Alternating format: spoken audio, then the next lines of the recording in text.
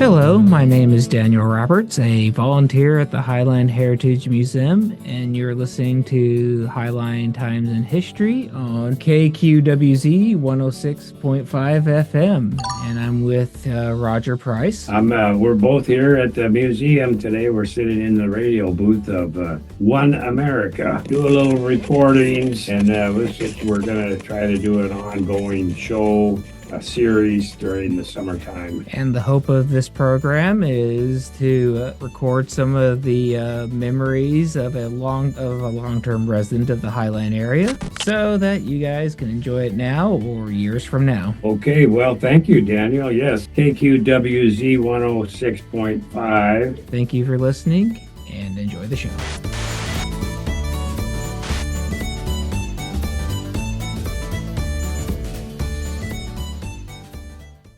Good afternoon. This is Roger Price, and I'm here with Daniel this afternoon. And I thought at the museum, and we're volunteers here, and I'm gonna talk a little bit about back around the 1960s and 70s about all the softball that used to go on around here. I mean, it was all the fields around Burien White Center, Des Moines.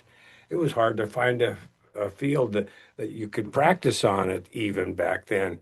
And this was after I'd got out of high school, and several of my friends from that I graduated with, Randy Parker and different ones, Dave Stewart, Doug Sweeney, and Mike Fazaro, we got a team together. It was kind of a tavern league, but this was around 1971, I think. And we used to get together, and we was kind of a tavern league. So we got maybe get a tavern to sponsor us, and then afterwards we go have a beer. But yeah, there were probably about 8 different teams in this South King County League, and we would play all over the kind of the south end. It might be a game in Des Moines or over at Valley View, over there at Tyee on the fields there. But then sometimes we play White Center and Sunset or even Mosier. So Mosier was always popular because they had about 4 different fields there, so you could schedule several games there. But this was just a lot of fun. It was a slow pitch where you needed to, have so much arc on the ball, and it was just a lot of fun. We'd get together a couple times a week and have a game one night, and maybe practice one other night, and so a lot of times during the season, the team might get into a tournament. Who knows? It could be. I know one time the tournament was in down around Aberdeen, so we had to travel down there. Several of the tournaments I wasn't able to get to because they were on the weekend generally. So they'd pick up a few extra ringers from a different team, and they go to maybe. I know they went over to Ellensburg one time, and they did really well. They ended up winning that tournament. So they come back with a lot of hardware from that one. It wasn't always they won because they were just kind of an average team. But it depends on who you pick up to travel. That was the the ringers that you bring in. You could be pretty successful. So I know when they returned home, I think it was Sunday night after the tournament. We met over at the VIP Tavern on the highway, and that was they were handing out different trophies. But yeah, I ended up getting a trophy, but even though I wasn't there, but that was kind of fun too.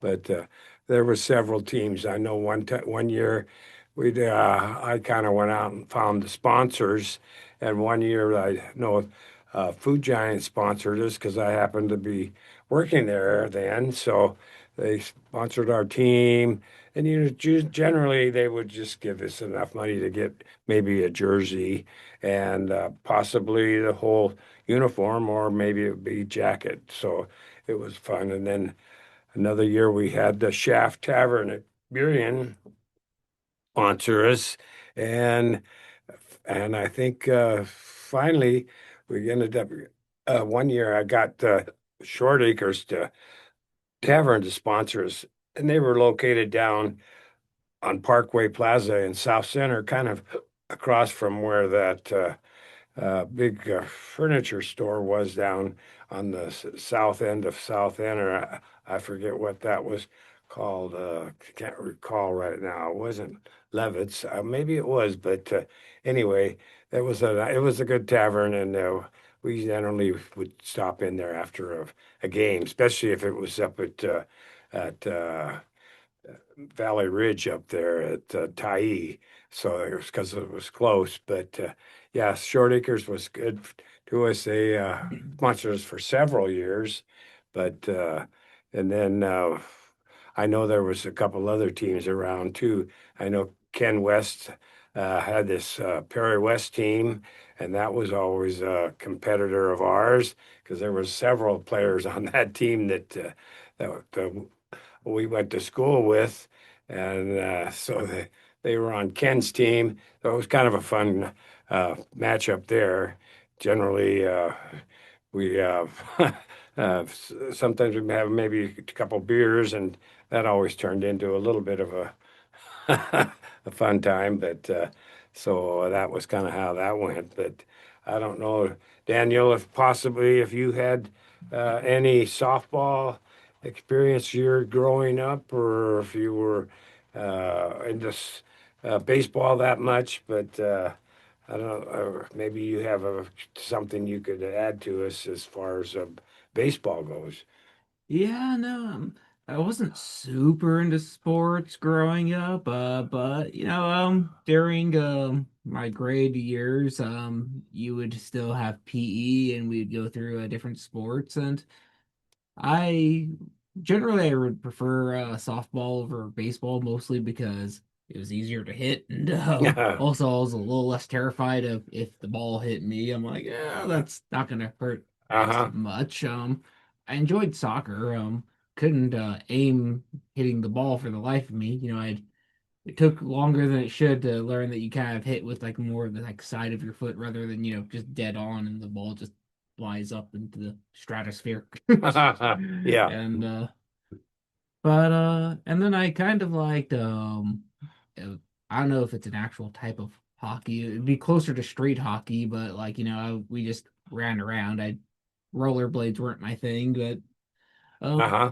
we did that. And that was just through the physical education classes though. Like I never actually joined any real team. I had a couple friends that did, but I was a game nerd, so I was like, why play this when I can play video games or Uh-huh. something?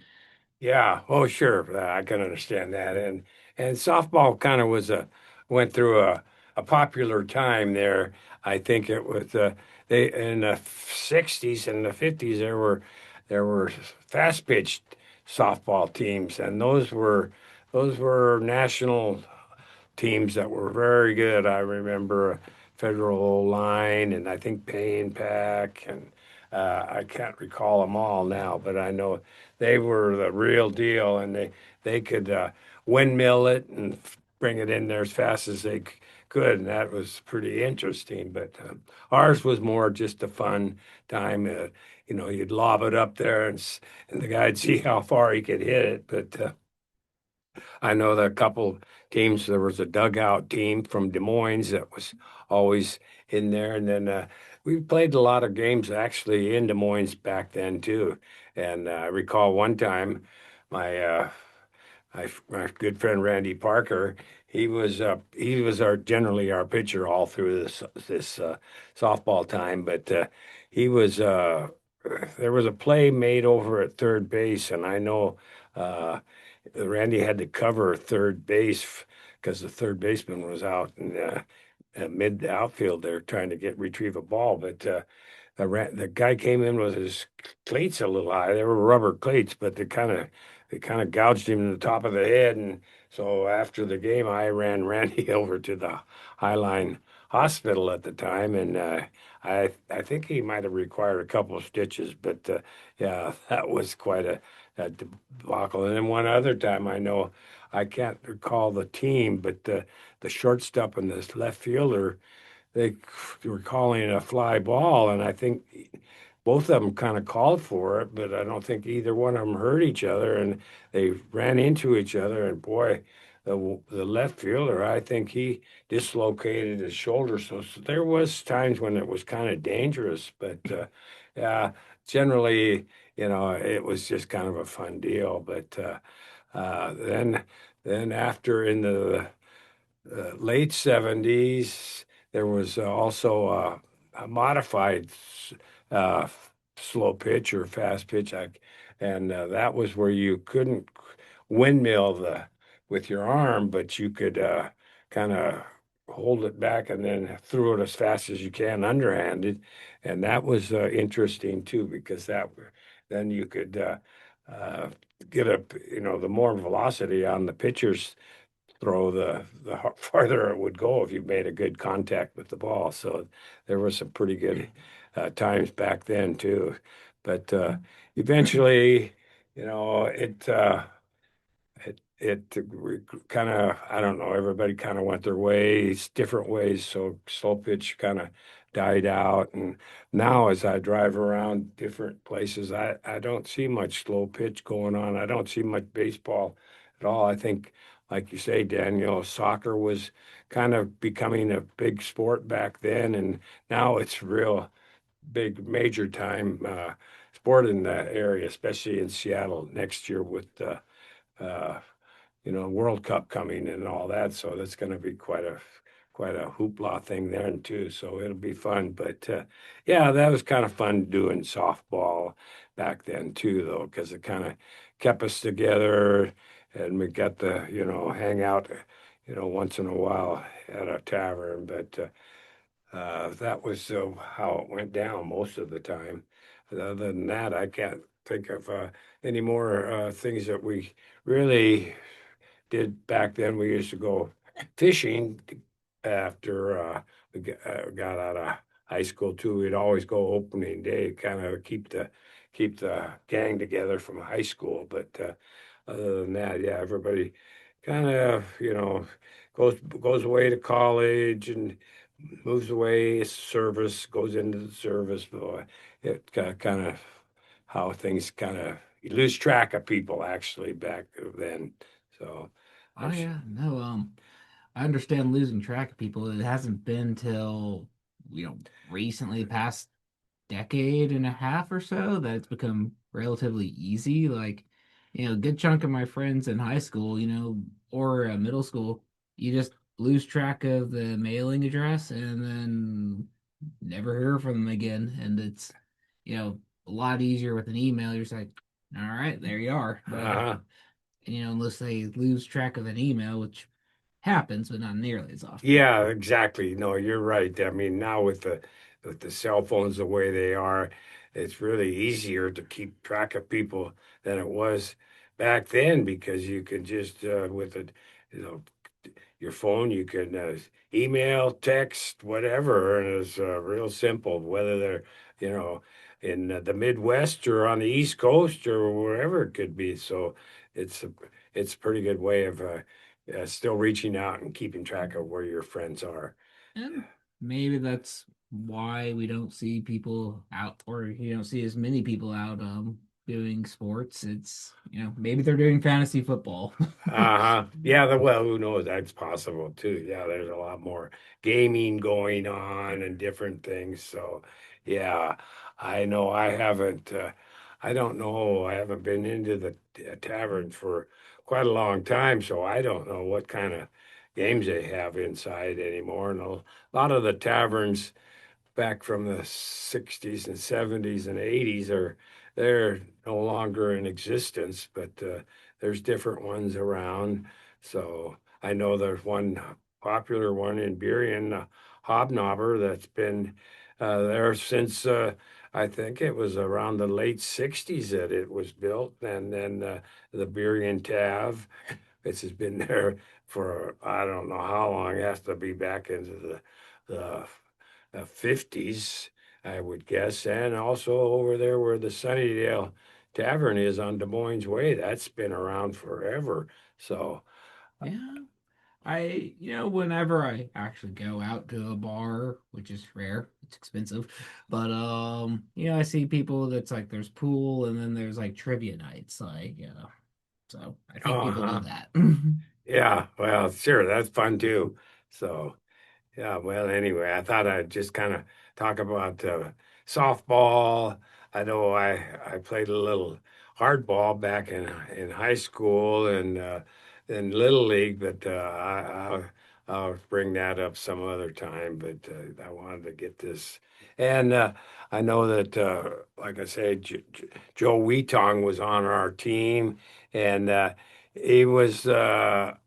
He was always well known in Burien because he was a postman here for I had to be 30 years, and I think he kind of had the Gregory Heights, Three Tree Point area up there. But he recently passed about a little over a year ago, and he was a big tall guy, and he was really a good guy to have around. And I miss Joe a lot, but he was on our team for a long time, and he also had his own team for several years too. So him, and then there was Randy Parker, who was probably one of my first friends that I remember growing up of when we moved into Burien back in 1949. So the Parker Studio and Al and Randy were friends of mine back then. So it was a lot of fun. But that was good times. Yeah, it definitely sounds like it. Yes. Well, anything else you want to talk about today? Well, I think that kind of cover it. I don't know whether, but we'll think of something else again and move on to the next hot topic that comes up. So, but, Sure. Well, thank you folks for listening in, and I hope you enjoyed it, and I hope you'll join us again next time. okay, thank you, Daniel.